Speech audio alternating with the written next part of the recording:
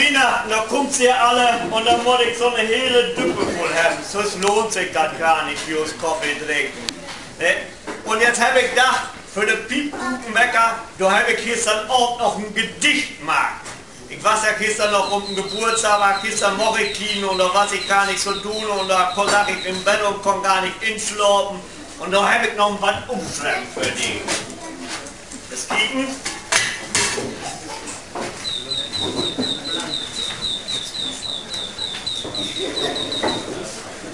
So.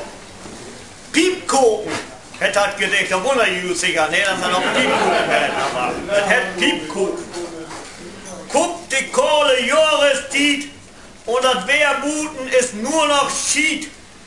Dann weet ich, nu is es wer so biet.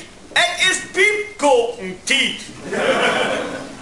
Die Kerls mit den roten Müssen trägt dort Land und hebt den Emma mit Piepkuchen in der Hand.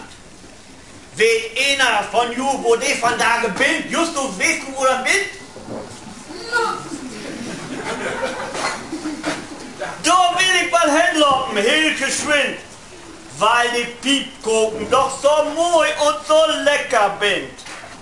Das hele Jahr hab ich an die Kerls alldach. Mann, was hab ich nu um Piepkuchen geschmacht?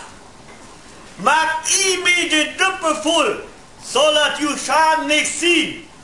Ich hab messet für ju, ein kleines Schwein. Fridolin, kom eens. Fridolin, kom eens rot hier. Fridolin, pas op. Kom eens. Hier is er. Dat is een kleine Fridolin. Den heb ik voor jou mitgebracht. Danke.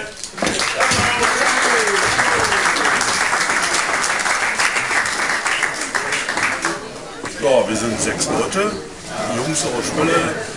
Irgendwann haben wir uns mal gedacht, auf dem Weihnachtsmarkt gehen wir mal Glühwein trinken. Das ist ja nicht so dolle, wir lassen noch was Ordentliches machen.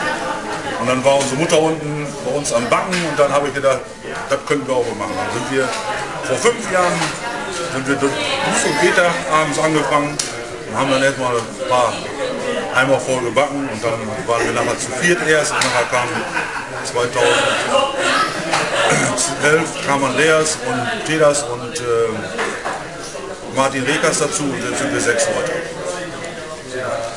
Warum gibt es die Piepkuchen für die Tradition überhaupt? Ja, wir haben, wie gesagt, da irgendwann mal angefangen, da auf dem Weihnachtsmarkt 2009, das erste Mal, und haben dann für die Piepkuchenbäcker die Eimer dann fertiggestellt und dann haben wir die Eimer auf dem Weihnachtsmarkt hier in einer Bude verkauft, wo wir dann richtig viel Spaß mit hatten und wir waren auch mittags um 1 Uhr schon ausverkauft und uns gibt's, weil wir einfach Spaß da haben, was Gutes zu tun und die Spenden gehen ja auch immer an Hilfsprojekte hier in Spelle oder außerhalb. Wohin geht dieses Jahr der Erlös?